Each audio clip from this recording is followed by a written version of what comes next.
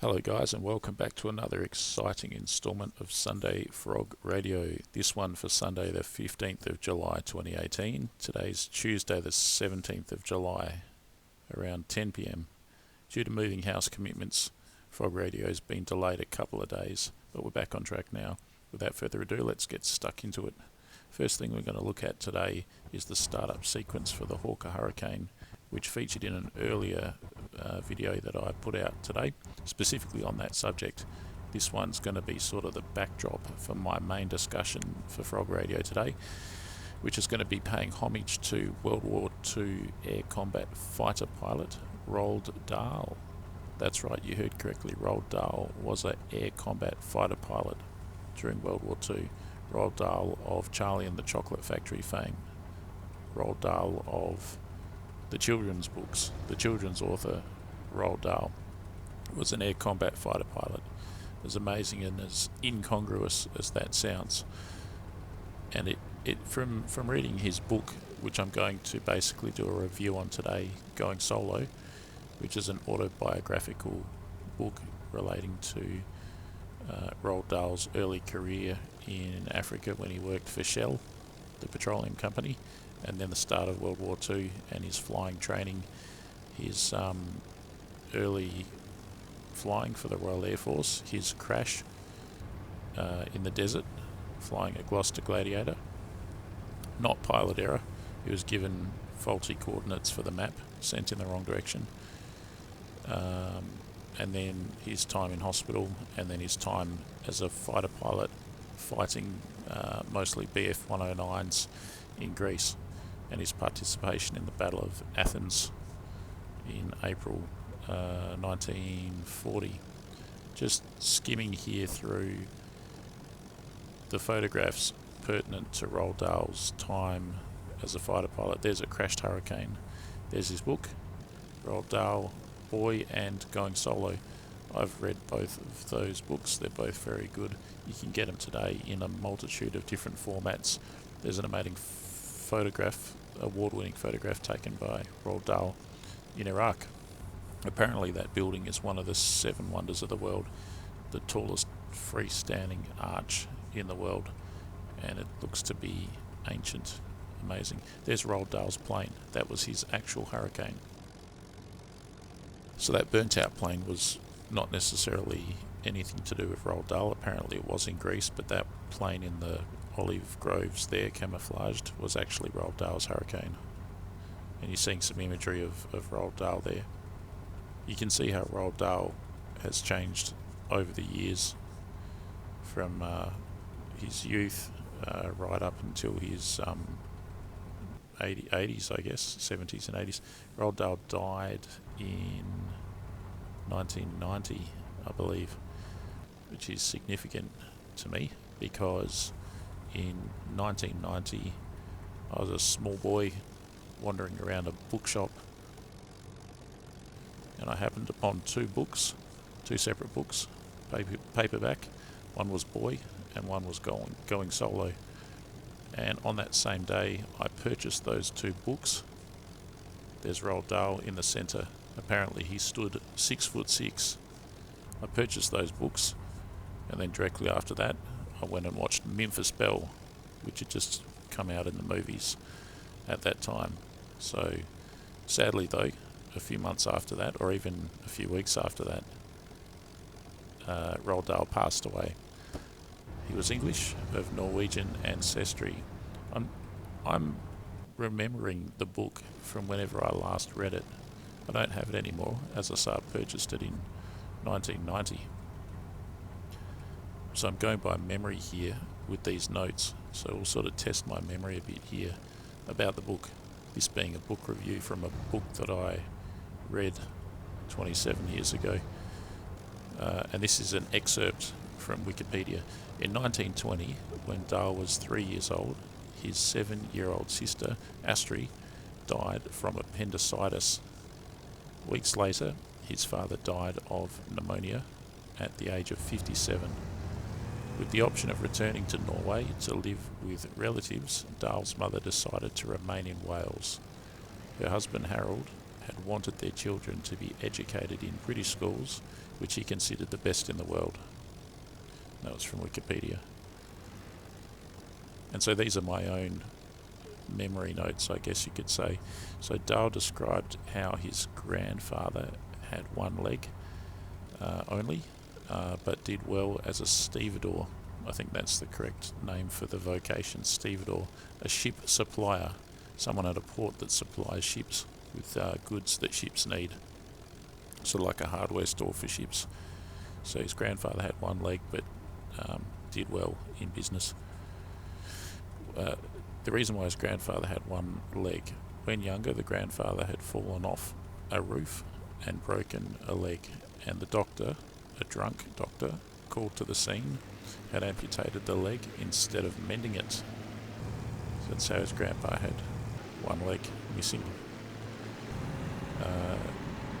There's two books here by Roald Dahl. They're not really children's books, they're autobiographical. The first one's called Boy. It's about Roald Dahl's youth, his school years, visits to the lolly shop, the candy shop, and the second book, Going Solo, about his time working for Shell just out of school in Africa, and then joining the Royal Air Force. So I recommend you read both, Going Solo in particular. As I alluded to earlier, I read them in 1990, the same year Dahl passed away, and the same year Memphis Belle came out in the cinema, which is a very influential movie on me, I can tell you. I instantly loved those books, especially Going Solo, because it covered real-life air combat World War II experience. Going Solo starts with working for Shell and going to Africa. There, Dahl encountered lions and the aggressive snake, the black and green mamba. Unlike the behaviour of most snakes, the mamba is known to chase after its victims, and at a very fast pace. It's even known to chase its victims, and it can climb trees. World War II gets closer, and Dahl joins up to the RAF and does flying training in Tiger Moths and in another biplane, which I'm not familiar with. He soloed on a Tiger Moth in something like 7.5 hours. Dahl went on a flying boat in Egypt, in the Egypt area, as a passenger, and he recounts how exciting that was. He flew a Gloucester Gladiator and crashed in the desert and spent a long time in hospital. When Dahl eventually got to Greece after his recuperation in hospital from the Gladiator crash, his squadron was in a bad way. They were very demoralised. While he was in hospital, many of his teammates had died, killed in action. Again, I'm going by memory here, but apparently the Luftwaffe in Greece had 500 Bf-109s and 500 Ju-88s in Greece. Dahl's squadron faced them and had 14 planes only. So you can get an idea from those rough figures why morale would have been at a lower point given those odds of survival. Dahl was fond of the Merlin engine in the Hurricane, and he wrote about it, about how it sounded and how it was much liked by many pilots. He was also fond of the Hurricane itself in its own right. Ferrying his Hurricane from the North Africa, Egypt area to Greece, he was concerned the extra fuel pump would not work when over the ocean. Basically, he was given instructions. It was all very ad hoc back then. It either worked or it didn't. You either survived or you didn't. It was really do or die. He was given instructions that when he was basically on empty on his main tanks, his internal fuel tanks, to press a button that had been installed in the cockpit, and that would activate an electric or a mechanical pump that would pump fuel out of the external fuel tank into the main tanks and allow the plane to continue its flight to Greece. But anyways, the gist of it is, if the pump doesn't work, you'll have fuel, but with fuel starvation, you'll go into the drink, and no one will come and rescue you in this wartime scenario. That was about being over the ocean with the fuel pump, but it did work, and he got to Greece. He also described not getting any training on the Hurricane or the Gladiator, which he flew before the Hurricane. It was simply a case of, there she is on the tarmac, now go and take her for a fly. And her approach from the mechanic, requesting the pilot not to damage the mechanical masterpiece that took thousands of hours to build, and the effort of many people. Roald Dahl described how he shot down at least one Ju-88 and saw parachutes as it plummeted to the ground in Greece. Seeing the tracer coming up at him before he shot it down, and not really registering the danger inherent in the tracer, more a case of wondering and looking at the pretty lights type of thing. On the shoot down of that Ju-88, Dahl also relates how matter-of-factly he got within range, pressed the button and squeezed the trigger. His tracer went into the 88, and the 88 nosedived and went into the ground, and it was that straightforward. He sort of has an unassuming way of relating the fact that he just got an aerial victory over a Ju-88, or maybe it was really that simple. But to recap on that, Roald Dahl shot down a Ju-88 with a Hawker Hurricane Mark 1, as he relates it, and I'm paraphrasing, simply by flying within range, aiming as best he could, squeezing the trigger, and observing the 88 smoke or catch fire, nose down, and with some parachutes coming out, dive into the ground, into the terrain. I think he was flying over mountainous terrain in Greece. Dahl said he was close enough at one point to see a 109 pilot's scarf. That's pretty close. I think I'm going by memory here from 27 years ago, but I think 109s strafed their field, and as he was running to his plane, I guess, he saw a 109 pilot sporting a coloured scarf as he whizzed by, no doubt blasting away at the field. Dahl had also taken some good pictures, and there is an astounding picture of a huge ancient building in the desert. I can't remember what it's called. It's the Arch of something or other. The Arch of Setophon or something.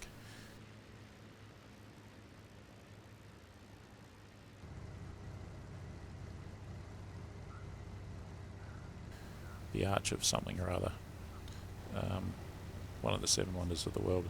And he took a prize-winning photograph of that from his aircraft. I think he was flying a Gypsy Moth or something when he took that photo.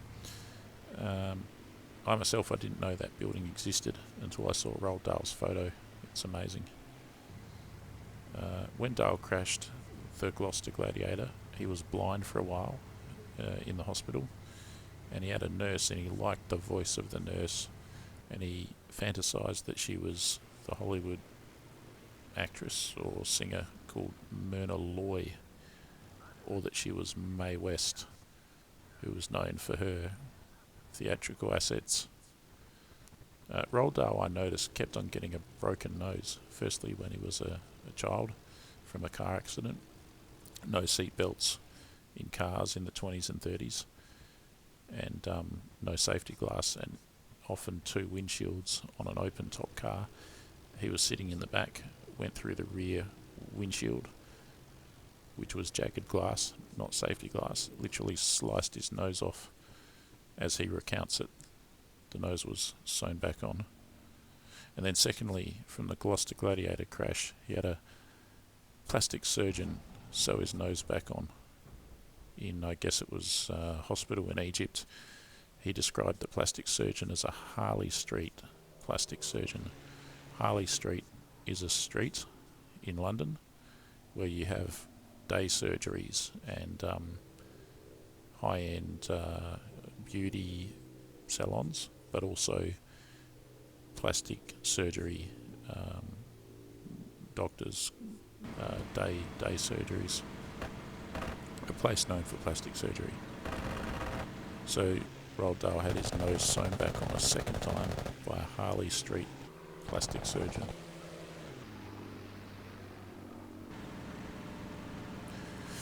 Dahl also participated in the fiasco over Athens.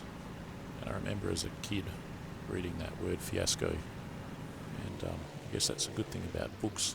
The more you read, the more words you learn. Otherwise known as the Battle of Athens. That's where Dahl's squadron took on the Luftwaffe. He fought in that battle alongside the highest scoring ace in the British Commonwealth, Marmaduke Pat Pattle, I think, was a South African, and the highest scoring ace in the Commonwealth for the war. Unfortunately, Pattle was killed in action during the Battle of Athens, so it was indeed a deadly place to be. Roald Dahl survived, fortunately. Roald Dahl said, "Every time I saw the enemy, I fired. It was more or less very confusing for them. They didn't know who had shot down which Messerschmitt. It was a furball. It was a melee, a fiasco. Every time I saw the enemy, I fired." And I'm paraphrasing Dahl, but that's his meaning.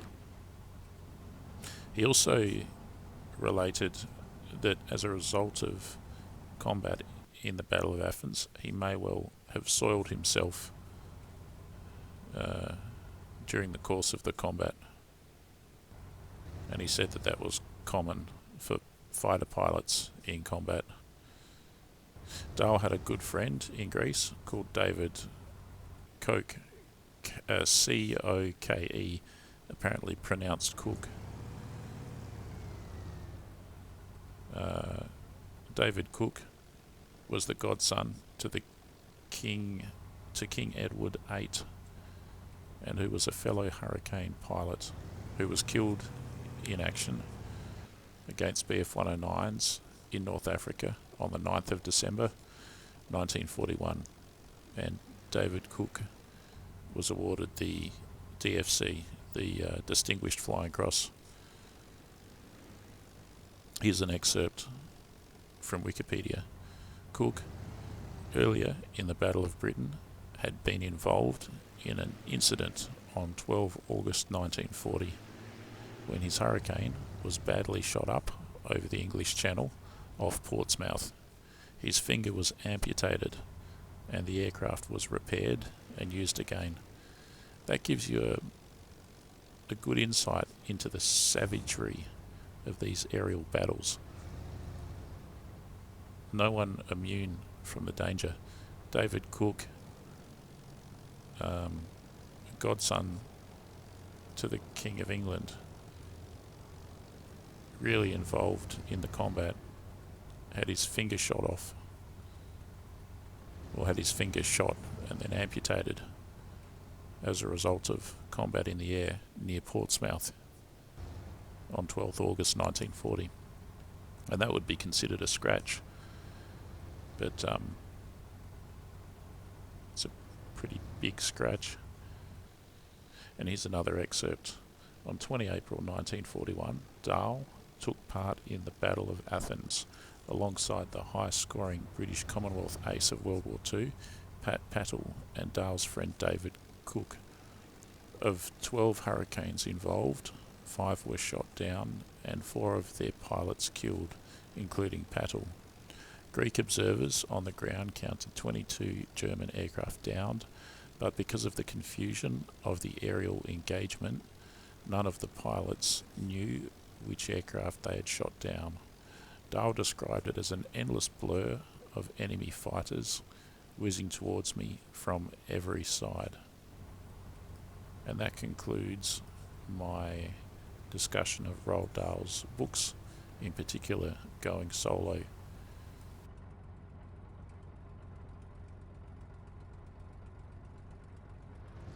And I highly recommend Roald Dahl's two autobiographical books.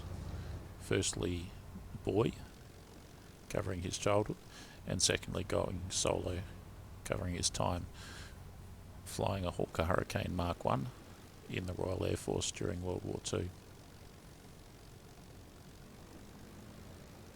If you want to buy the books, paperback, audiobook, audio CD, Kindle, whatever format you'd like to read or listen to the book in, namely both books actually, you can get them via me. I get a small cut. Doesn't cost you anything extra, and you get to read the books and help me out too. There's a link in the description below this video. If you click show all on the description, and then you'll see all the text there.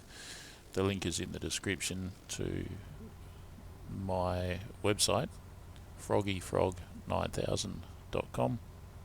There's an Amazon link in there somewhere. The link goes directly to it, or to the page that it's on, and you can have a look at all the different formats that you can obtain Going Solo autobiographical books by Roald Dahl. Encourage you to have a look.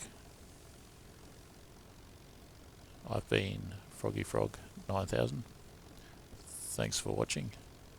Sorry about the delay in this edition of Sunday Frog Radio.